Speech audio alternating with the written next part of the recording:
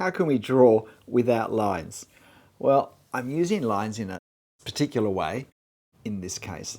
I'm talking about lines such as this, what I call outline lines, long continuous lines that basically define shape or even define form, as in the case of these quite geometric buildings in an Italian village. I'm sure someone will be able to tell me which one it is. In this illustration, I'm drawing how I often see this sort of scene drawn with this great emphasis on lines, this very much line-based technique. And it comes from, I think, observing the forms and seeking to define them with outline. The problem is, in the end, it gives us visually an effect of smoothness, of precision, of sharp corners, which doesn't really reflect what we see in this old weathered stone and terracotta tiled urban landscape. There is a roughness to the edges, to the corners, where stone has weathered, where parts have chipped and fallen off, or simply from the construction methods and the materials that were used. All these things affect the surface textures. Even where straight lines aren't being used, in this roof here, this terracotta roof in the center, I've drawn that the way, again, I often see it drawn.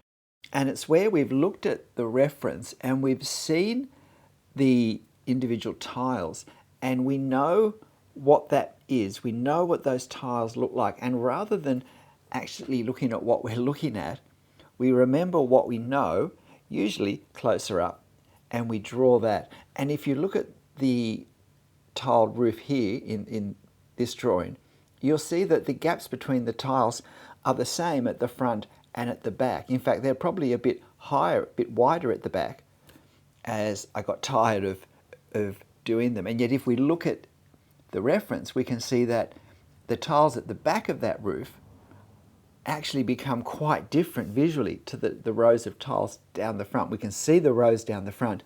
We really can't see the rows up the back at all. Now with my hatching, I'm hatching again with straight lines. That's not such a problem, but it emphasizes the sharp edges.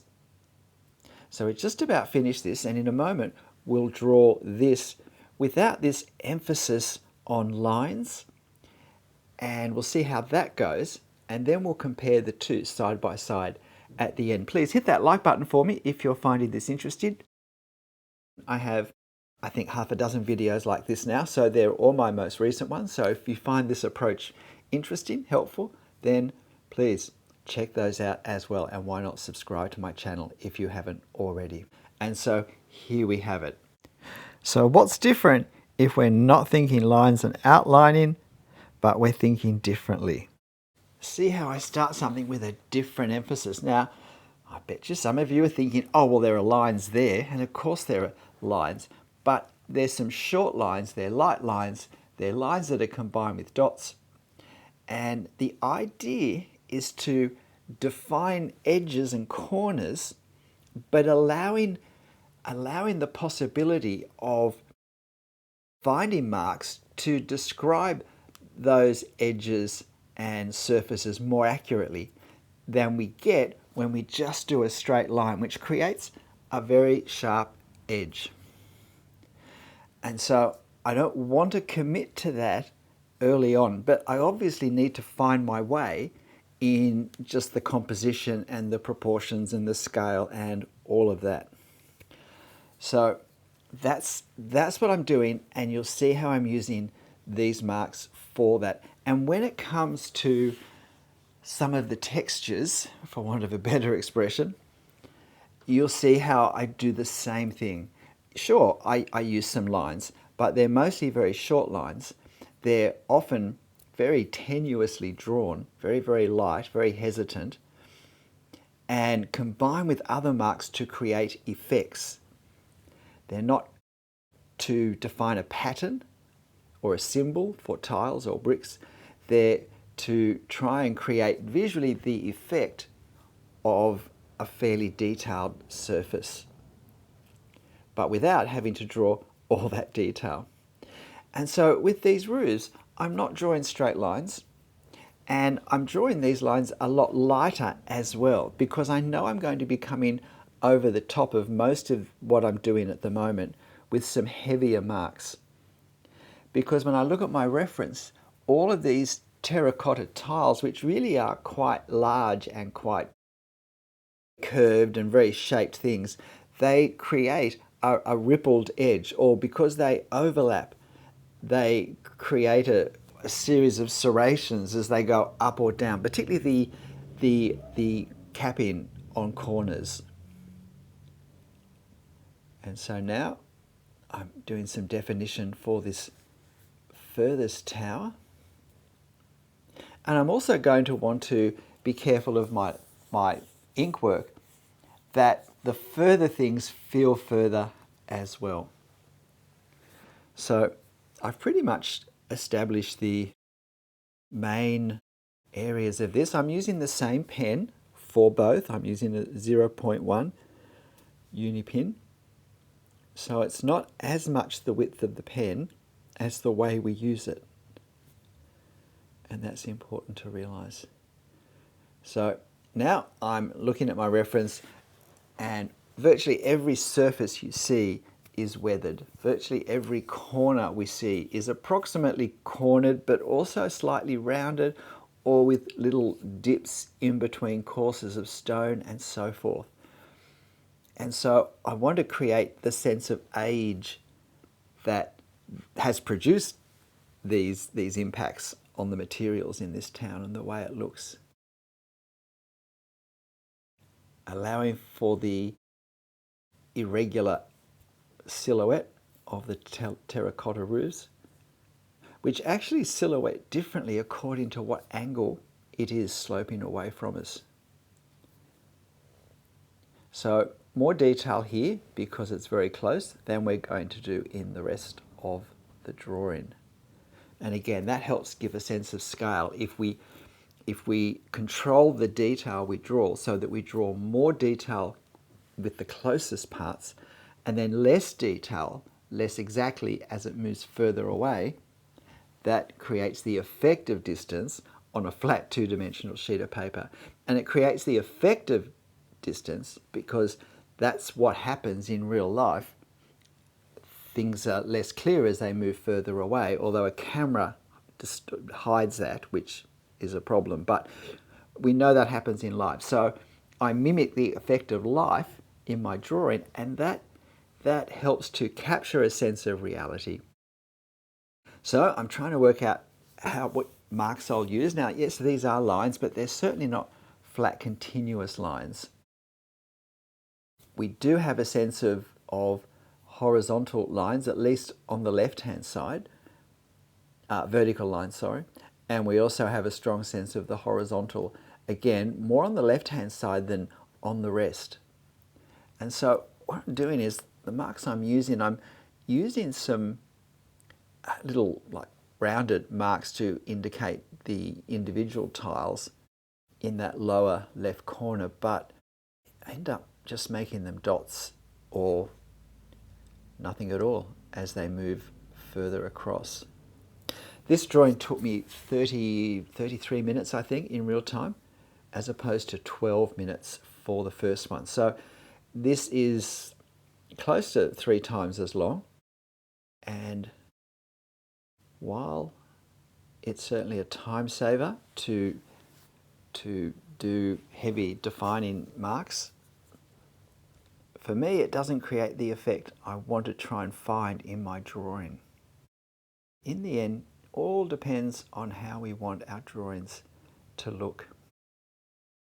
So instead of drawing with lines, I think of myself as drawing with marks, and lines become one of the options of marks.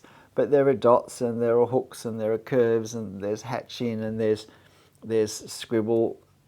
There's just layering to the point where we have mottled values and really can't see any lines. There's a whole lot of marks that we can put on the paper, combining the ink and the whiteness of the paper to create certain effects. And that's what I want to think about when I draw. Notice I put a line where eye level is on that tower, because that's where the stonework is going to be in a straight line, and then it will angle upwards as it goes up, and it will angle the other way as it goes down. Whenever we want to suggest the stonework, and while most of this is at double speed, parts such as hatching and this stonework is at 4 times speed. So if you want to use the cog icon, you can slow this down to half speed and see me do this in a little more detail. But what I'm doing with this stonework here is I'm trying to capture the effect of seeing all the stonework and not having to draw it all. Now, one thing I'm trying to do is to just really contrast the shadow there at the base of this tower to make it darker where the house goes down to the ground, but to keep the tower whiter, to not actually do as much stonework down there and not right up against that edge as I did higher up, which partially reflects what we see. But it's also to increase the contrast between the shadows of the houses on the street and of the sunlight on that tower, because that will make the light, the sunshine, feel brighter. This is a neat trick with this bit of paper when you want to keep a straight edge. So I'm coming at this from both directions, because while these corners aren't completely 90 degrees, they are approximately that, and so we want to capture that same almost but not quite sharpness of the towers that is in life in our drawing. We want to find the marks and the way to put the marks on the paper that will create the effect. And the same thing with this further tower, and the same way, except lighter because it's further away, and values, darknesses, become lighter as they go further away. Now, we really just want to do some marks to find the rest of the village that we can see, and this is where I don't feel the need to be too precise, because I'm not trying to draw all this detail now. I'm just trying to find some marks that will suggest the detail of the houses in the distance. That requires paying some attention to the characteristics of the roofs of the upper parts of the buildings in this particular place.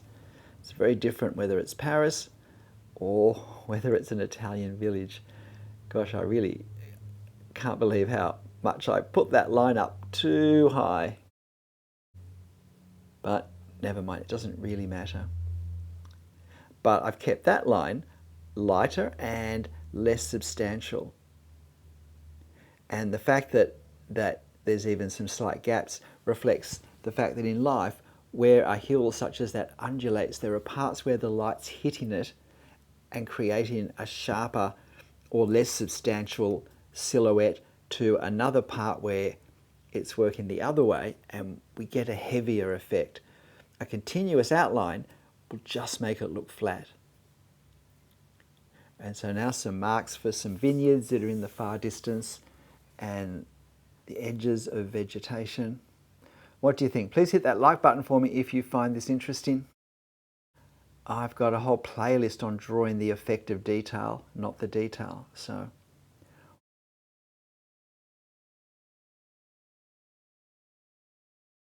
of course, there's a link in the video description to my reference, and it will be in colour if you want to have a go drawing yourself.